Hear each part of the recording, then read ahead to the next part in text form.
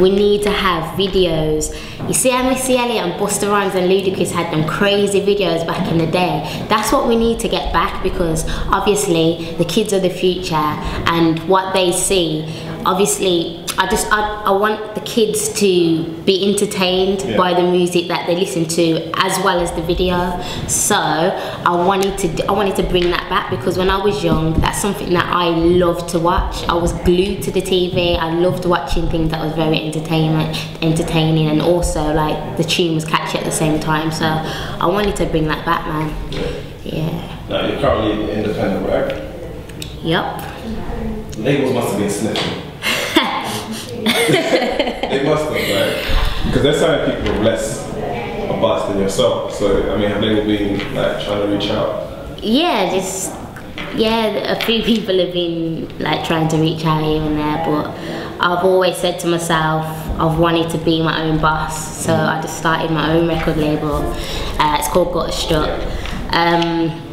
And we're just doing it independently, and whatever comes along, then we might be interested. But for now, we're just trying to release independently and see how far we can go from there. When you say like you want to be your own boss, is that to say that if you were to sign a deal today, you would have the leverage to make all the decisions that you wanted? Well, it's not as such. I mean, as long as whatever deal I take, or if I do take a deal, as long as it's somewhere where I can negotiate something and I've got creative control, because I know a lot of artists in the scene that are signed, they don't really get a lot of say in what they have to do and do, really. So I just want to make sure and enable that I've still got control of what music I produce, because I don't want to lose the supporters that I've had from day one to now, because they don't like where I'm heading. I've got the same vision that I've had for like 10 years now, so I still want to be Lady Leshurr, but I want to be versatile and be able to reach out to other audiences, but still be myself, so I don't lose any supporters and I don't lose any respect. So yeah. So then with that, you know, what film was it I was watching? You did a cameo in some film. So I was some film up in Birmingham. One Day. Yeah, that's it. Yeah. And I was seeing you in a shop, isn't it? You and a big mouth or something, and you like, well.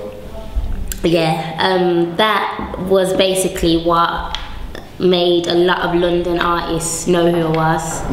Yeah, it put me on a wider scale and another platform, and at the time I had Twitter, so people was just atting me. I was seeing like Wiley talking about it, and Gets, and just loads, and Jammer, and just loads of artists that I've grew up listening to. So I was quite excited at the time, because I thought, yes, like they finally heard me, they've heard me, they're rating me. So that was a great like platform to me. Did you see that as a breakout moment for you?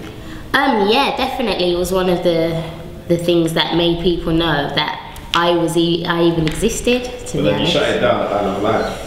Thank you very much. I mean, you did. You shut it down. I wasn't there, but I saw the video on Ground Daily. Yeah, I've seen it as well. And it seemed like, you know what though, the video is not. It doesn't give you justice, you know, because obviously I can't really remember that night too vaguely, but I know that the crowd was just amazing. It's probably one of the best crowds I've had, and I love doing live performances. So that was one of my best performances. Like. Yeah, you seem like you really was having fun. Yeah, man, I had fun. It's all about having fun. Yeah. Now, for you though, what artists, like you were speaking before about, you know, the Wiley's, the Gets, what artists when you were coming up were you actually looking at, you know, in the UK scene? Female MC wise, Miss Dynamite, Shiesty, Lioness, she was like top 3. Nole, top 3. But who else? Stush. You go for spitters, all of those girls, yeah. They go hard, yeah. But you know what it is, like, I always just used to watch Channel U, so whoever was on Channel U, I was like, no way. But when I first seen Lioness, I thought, no way, this girl's sick. Yeah. Like, and she's younger than me, so I'm like growing up, inspired by a younger person. It just shows that it has got nothing to do with age. I knew she was younger than me at the time. It's nothing to do with age, it's nothing to do with bitterness or like we're both females, nothing like that. I just rated and respected that she was so young doing it at her age, and she's still doing it. Yeah. So yeah, I just have to salute Lioness. And he was one of my main inspirations. Get to know him, one of my main inspirations, why I had all these crazy flows back in the day. I used to listen to Tinchy Strider. Yeah, Things in Boots, yeah, Things in Boots. I love Tinchy Strider, you know. I don't even think he knows this, but if you're watching this, I actually do still love you, like, seriously, man. I've got a crush on him as well. It's the worst thing. Like, I've had a crush since I first heard his little voice. His voice is like mine when he was younger, you know. So yeah, I just thought, man, his voice is distinctive. He's gonna go far, and he's massive now. So yeah. So then, but for you, that you've been, like we were saying before, you've actually been making recording music for a while. So for now, what would you feel is like some of the lessons that you've learned along your journey? I'd say majority of the lessons that I've learned is just talk about experiences and what's happened maybe in my life or people around me that don't do music, and then I can speak for them, because that's a lot of my like concepts are all about people that are around me. So I've just learned to do that more, because I know I can reach out to a lot more audiences if I talk about topics that could be related to them. Also, trust. I used to trust a lot of people, and It's the same thing where you feel trusted. yeah, man, I'm so oblivious to so much stuff. I don't know who just wants to be my friend, and who just wants to be there for the ride to see how far I can take them along the way. So I'm known to just like be around myself. I don't really hang around with anyone, so that's one lesson that I've learned.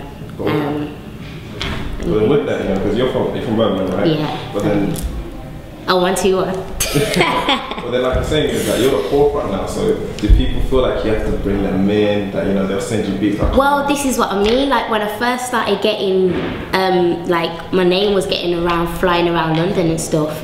All of a sudden, people just thought I was some kind of savior or something. Like they was just hollering me like, "Oh, can I come here and stuff?" And I was just thinking, I'm not even there myself. Like I'm just like, you've got to, it's like people don't understand, man. It's not a thing where you can just bring everyone along. If you've got a crew or you've come from a crew, it's a different situation, but I've always been alone. I've never been in a crew or anything like that, so I've always just did my own thing and obviously worked with people along the way.